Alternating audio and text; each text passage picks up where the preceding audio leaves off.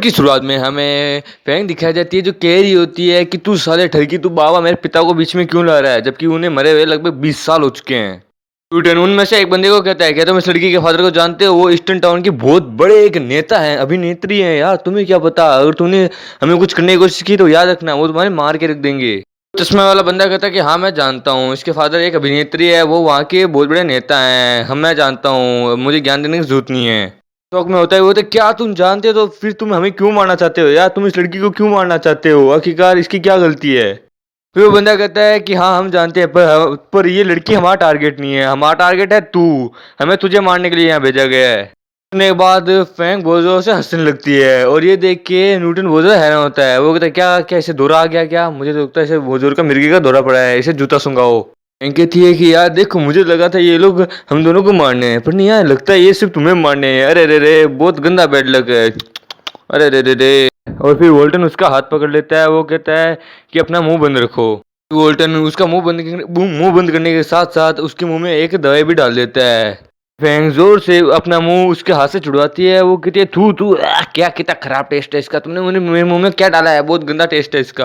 Newton कहता है कि वैसे भी मैं तुम्हारे शरीर के अंदर एक मेडिसिन डाली है, वो एक दवाई के रूप में तुम्हारे शरीर में काम करेगी, तुम फिक्र मत करो, उसका कोई साइड इफेक्ट नहीं है।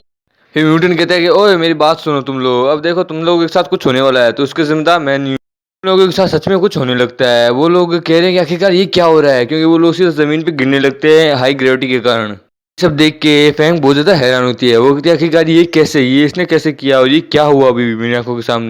फिर वो चश्मे वाला बंदा जिसने न्यूटन के ऊपर अपनी गन पॉइंट की थी, वो कहता है आखिरकार ये क्या हो रहा है, लीडर बताइए ये क्या हो रहा है। फैंग न्यूटन से पूछती है कि ये तुमने कैसे किया, आखिरकार ये तुमने क्या किया, क्या तुम्हारे पास कुछ सुपर पावर है? न्यूटन कहता है कि बस मैंने अपनी मेडिसिन का इस्तेमाल किया है, मैंने बस एक छोटी सी मेडिसिन का इस्तेमाल किया है इन्हें इस तरह करने के लिए, पर हाँ मुझे माफ़ करना कि मैं तुम्हारे फादर का इस्तेमाल कर रहा था। बताता है कि जब ये लोग यहाँ आए थे तो मैंने अपने हाथ में पहले से एक दवा ले रखी थी, जिसका मैं उस कमरे में पूरी तरीके से फैला रहा था, पर मुझे थोड़ा टाइम चाहिए था। न्यूटन कहता है कि वैसे भी मुझे टाइम चाहिए था, इसलिए मैंने तुम्हारे फादर का इस्तेमाल किया इन्हें अपनी बातों में उलझाने के लिए। प्लीज़ इसके लिए मुझे माफ़ कर देना, पर मैं जानता हूँ तुम मन ही मन मुझे गलिया रही हो। न्यूटन खड़ा होता है। वो उनमें से एक से पूछता है कि चलो बताओ तुम लोगों को यहाँ किसने भेजा है मुझे मारने के लिए, चलो मुझे जल्दी बताओ, मैं तुम्हें इसका इलाज बता दूंगा।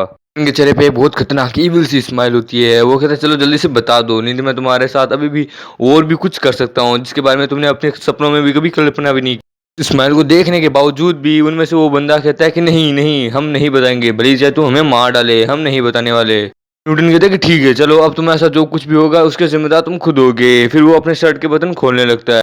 न्यूटन अपने पूरा शर्ट ही खोल देता है, यानी अपने लगता है अपना घोड़ा दिखा दिया, जिसके कारण वो बंदा देख के हैरान हो जाता है। हमें लगा था दिखाने वाला है घोड़ा, पर दिखाई है उसने अपनी सारी मेडिसिन। वो कहता है ये देखो ये है सारे मेरे हथियार, मैं गन और बाकी सारी चीज़ों का इस्तेमाल नहीं करता, यही मेरा असली हथियार है। इतनी सारी मेडिसिन को देख के फैंग भी बहुत ज़्यादा हैरान होती है। वो कहती है क्या ये सच में तुम्हारे हथियार है, ये क्या सच में तुमने बनाए हैं, क्या बात है इतनी सारी मेडिसिन?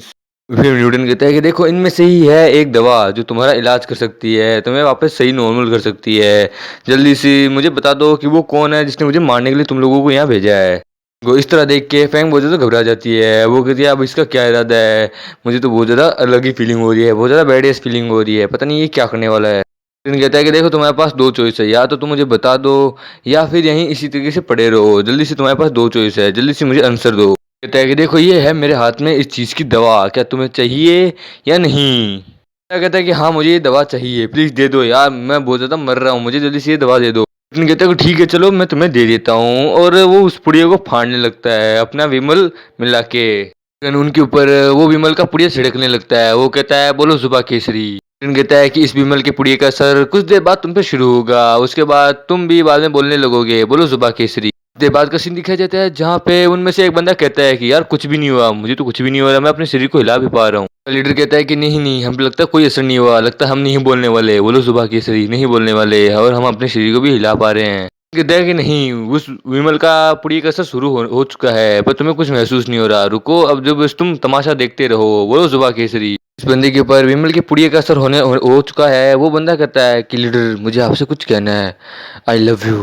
कहता है लीडर मैं ये बात आपको बहुत समय से पहले से कहना चाहता हूँ, पर लेकिन मैं कभी ये कह नहीं पाया, पर इस विमल के पुड़िये के खाने के बाद मैं आपसे ये कहने की हिम्मत रख पाया हूँ। लीडर मैं आपके साथ एक बार वो करना चाहता हूँ। बाद उनका लीडर भी शौक होता है। वो कहता है कि यार ये बंदा कह क्या रहा है यार, इसको क्या कोई सस्ता नशा चढ़ गया क्या, विमल चढ़ चुका है क्या, लोगों को दारू चढ़ती है ऐसे विमल चढ़ गया। बंदा जिसके ऊपर विमल का सस्ता नशा हुआ होता है वो कहता है लीडर मैं आपको किस करना चाहता हूँ, और वो किस करने भी लगता है। उसका लीडर कहता है हट हट हट हट दूर हट मुझसे, मैं गे नहीं हूँ, हट हट मैं इतना नहीं हूँ, हट मुझसे दूर हट। वो बंदा जिसके ऊपर विमल का सस्ता नशा हुआ होता है वो अपने लीडर के साथ कुछ करने लगता है, और वो जो तीसरा बंदा होता है वो अपने कानों पे उंगलियां रख लेता है, अपने कान ढक लेता है, वो कहता है मैं नहीं सुन सकता ना देख सकता हूँ, और फेंग उनका वीडियो बनाने लगती है। कहता है कि देखो मेरे पास इस चीज की दवा है, अगर तुम्हें चाहिए तो बस मुझे नाम बता दो कि तुम लोगों को यहाँ किसने भेजा है मुझे मारने के लिए। तो लीडर कहते हैं कि हमें ल्यूफो ने भेजा है, प्लीज हमें ल्यूफो ने भेजा है, जल्दी से इसे ठीक करो यार प्लीज, इसे इसे हमें ल्यूफो ने भेजा है। वो बंदा उसके साथ कुछ करने वाला होता है गप। बोल्टन कहता है ल्यूफू वो मुझे क्यों मरवाना चाहता है, आखिर क्या उसकी और मेरी क्या दुश्मनी है। ये वो बंदा जिसपे विमल का सस्ता नशा हो चुका होता है वो अपनी पैंट खोलने लगता है, और लीडर की भी, यानी केला घुसने वाला है। कहती है ल्यूफू हाँ मैंने ये नाम सुना है, मैं इस बंदे को शायद तक जानती हूँ, ये कौन है मैं जानती हूँ। अंदर से वोल्टन अपनी शर्ट के अंदर से एक दवा निकालता है, वो कहता है ठीक है चलो अब मुझे नाम पता चल गया है, तुम इसे ये दवा पिला देना। वो कहता है कि ठीक है चलो ये लो मेरा काम हो गया, अब ये लो दवा और यहाँ से दफा हो जाओ, फिर मुझे कभी दिखना भी मत। वहां से भाग जाते हैं और जैसे समय कहते हैं कि हम वापस जरूर आएंगे, हमें याद रखना। फैंग कहती है कि क्या तुमने उन्हें सच में एक असली दवा दे दी है, तुम इतने ज्यादा अच्छे कब से बन गए। कहता है कि नहीं तुम्हें मैं इतना ज्यादा कब से अच्छा लगने लगा, ना मैंने उन्हें तो सस्ता रजनीगंधा का पैकेट दिया है, देखते हैं अब उनके साथ क्या होता है। वो बंदा जिसने वो पुड़िया उठाया होता है यानी रजनीगंधा उठाया होता है वो खा लेता है, वो अपने लीडर को भी दे देता है, और उन लोगों के साथ सच में कुछ होने लगता है। उन तीनों के साथ कुछ होने लगता है, वो लोग कहते हैं कि हमें बहुत ज्यादा अच्छा लग रहा है, और उन तीनों के साथ ही वो लोग करना चाहते हैं। फिर कहता है कि आज बहुत ज्यादा गर्मी है, चलो ये जंगल बढ़िया है, चलो हम यहीं कर लेते हैं अपना काम। के साथ ये एपिसोड यहीं खत्म होता है। दोस्तों आप लोगों ने अब तक तो मेरे सेकंड चैनल को सब्सक्राइब कर ही लिया होगा दोस्तों, मैं कभी का उसके ऊपर वीडियो पोस्ट करता रहूंगा, तो उसे भी अपना पूरा सपोर्ट दिखाना अगर कभी इस चैनल पे कोई खतरा आ जाए।